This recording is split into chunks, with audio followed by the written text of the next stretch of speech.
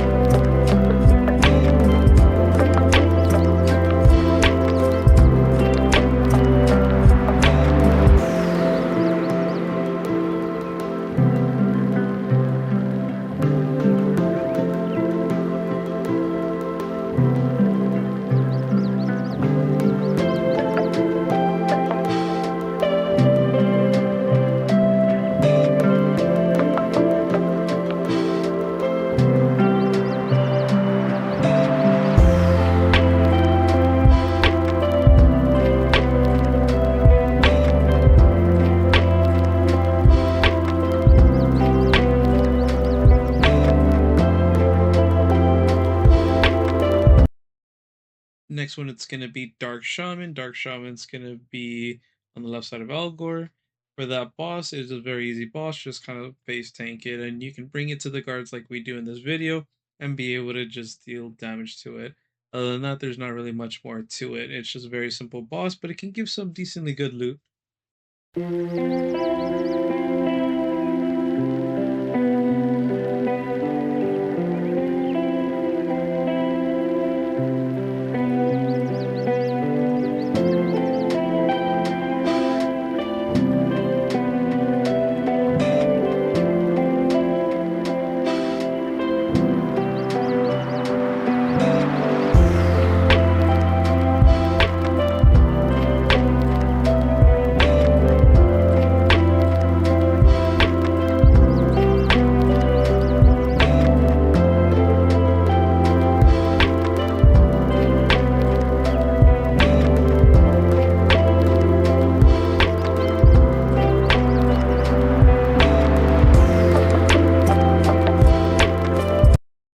Next boss, it's going to be the Beast Bane boss.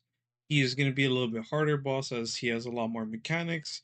One of the mechanics that he's going to be doing is a dot poison dot mechanic that will target a lot of players in a nearby area that are close to him. It can be cleansed though, and you can actually use antidote to cleanse the debuff if you have it. Another one's going to be a spore ability. That spore ability will summon a little orange patch on the floor. If you are caught within it, you will be slowed and you will summon those spores on the ground after a certain time. Those will summon mobs, and those mobs will hurt and apply debuffs on you.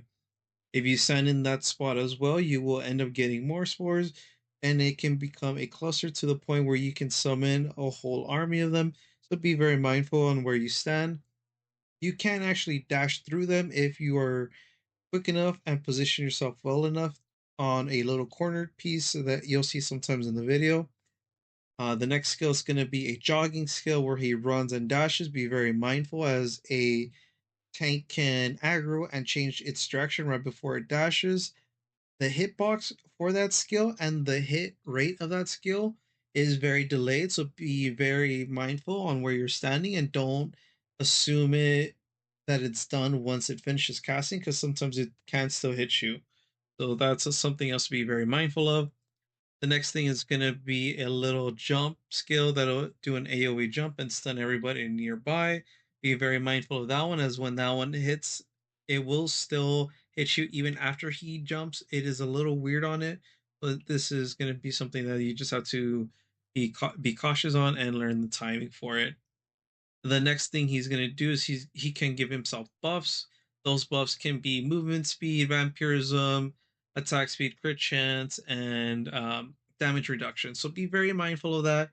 There's going to be a little green shield type of icon on the far left under his HP and or under his level, so you can actually keep an eye on that. And a sorcerer or warlock can remove those buffs, making it easier for players to damage it and kill the beastbane easier. Other than that, he's nothing too difficult. He's just a lot of HP with the annoying of spores. Other than that, it's a very easy boss to kill, as long as you're not lagging and things of that nature. One good tip that I would recommend is once you destroy his shield, you can reset him, walk away, and then come back and redo the boss to start with the full timer, as each boss has a timer.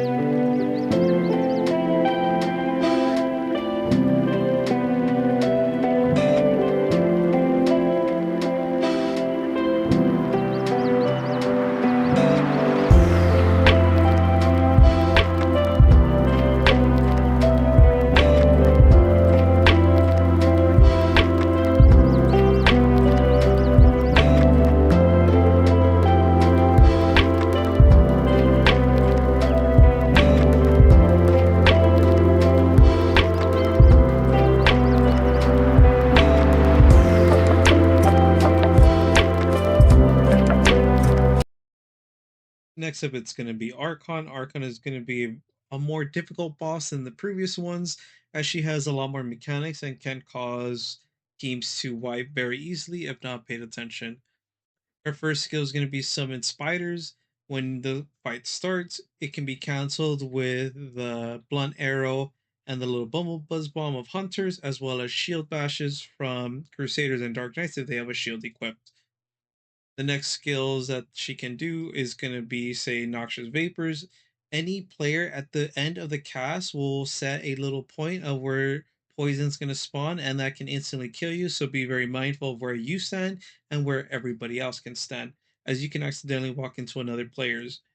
So be very, very cautious on that and pay attention to every player, not just yourself. Another one's going to be a little buff where she's going to be getting more damage.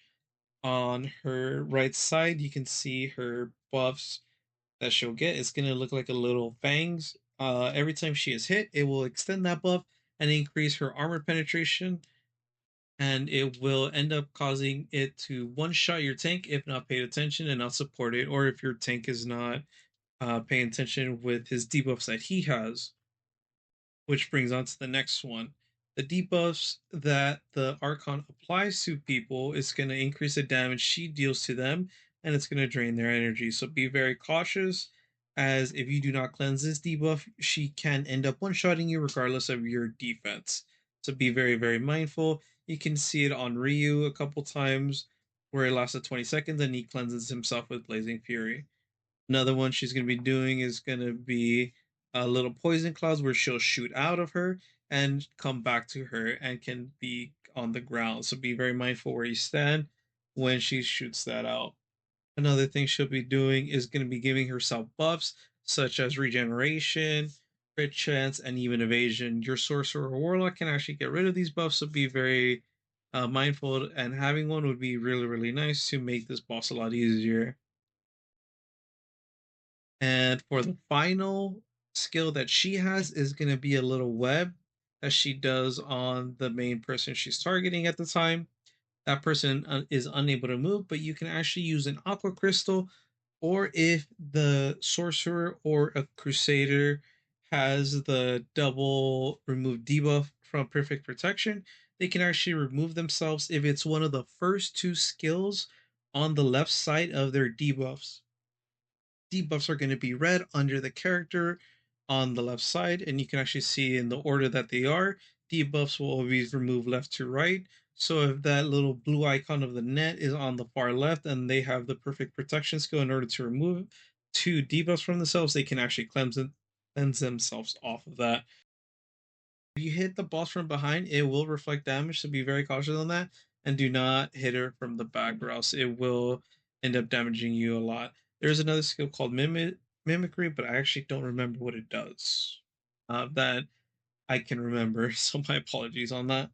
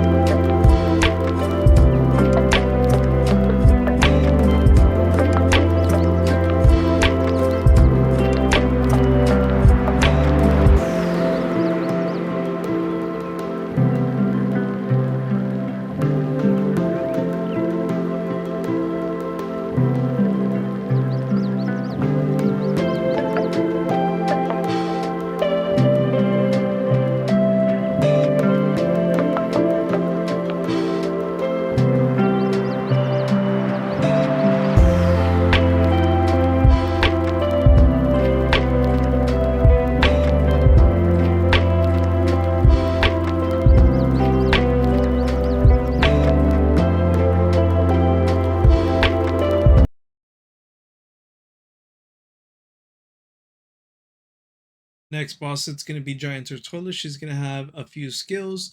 The first thing you're going to notice about her is she's going to have a few green balls circling her. Do not send in these balls as they will one tap you. Be very cautious on them as they also do travel clockwise and can come in when a certain skill is cast called Attraction. Attraction will bring the balls inside and can one shot you if you're not paying attention and depending on your buffs and your stats. The other thing is they also come in immediately and come out very quick. Even though the ball is not on you, it can still hit you. It is a very weird on the server side and visually, so be very mindful of that. The next one it's going to be calling Siege. She's going to bring all the balls very close to her, and during that time, she will be casting an AoE. And be very cautious as there's going to be traveling on the floor and as well as summoning creatures onto the floor. The next one's going to be called uh, Nature's Gift, Natural's Gift, and in that situation, she will be summoning little green balls and white balls. The white balls can be blocked by dummies or players, and it'll stop her from healing. But be very mindful as the little green balls summon under those as well, and those will damage you and can kill you. Another one's going to be her little green ooze that's on the floor. If that little green ooze hits you, it will pull a 100% anti heal on you, but you can cleanse this off normally, so be very cautious on that. Because if you are low, a healer cannot heal you, and even potions will not heal you. So always keep that in mind. Another one's also going to be the little white patch that you can see in the video. If you do not kill her in that little white patch, she will end up having increased bonuses and end up one-shotting even tanks. Another one's going to be called Vengeance. During the Vengeance skill, she will be casting a light to all the players nearby. You have to stand within the green balls in order to not take the damage. But be very, very mindful as she will end up removing that buff off of you, which you can look back on the video. It's going to look like a little Falco character, and that little Falco character can end up being removed after a certain amount of time and can end up killing you. And always be mindful of the mechanic of a little blue rays. During that time, she will reflect damage back and can end up one-shotting you, as you can see at the very end. So always be very, very mindful, or else that can end up happening and you can end up losing chests from it.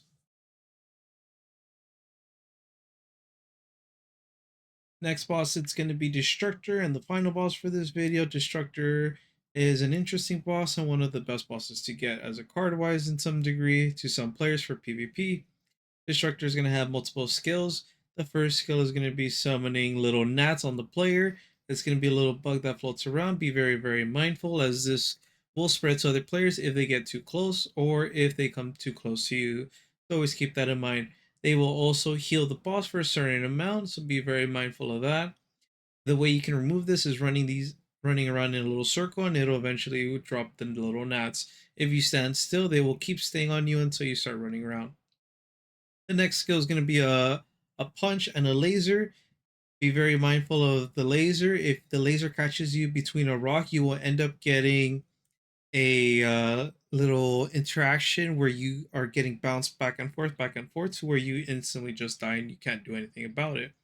The punch is an AoE punch, so be very mindful, and the area is big as well. So you do not want to stand next to the main tank that is currently aggroing the boss, or else you can get collateral from it. The next one is going to be summoning a laser. That laser will follow the player and will hit anybody that's standing on there. So be very mindful of that. You can outrun the laser very easily unless you're slowed. Which brings me to the next skill. The next skill is going to be a cast that Destructor does in a big AoE, but you can actually outrange it a fair bit. But if you're within his melee range, give or take a little few meters, you will only be slowed movement speed and attack speed, but you can cleanse this debuff. But if you're too far away, you will actually be frozen, quote unquote, in time, and you won't have an ability to interact with anything. But you can actually use an Agua Crystal, which I have in my hotbar on the top right on the fourth slot. If you use that, you can actually remove that debuff and cleanse yourself early. Other than that, there's not much more skills to it. Just be very mindful of Destructor's attacks, as he does have technically another one, which he does a little rocket jump and then slams down on the ground. But other than that, It's a very easy skill and telegraph skill to dodge. I hope that helped you with on any of the bosses. I hope you all have a great day. Bye bye.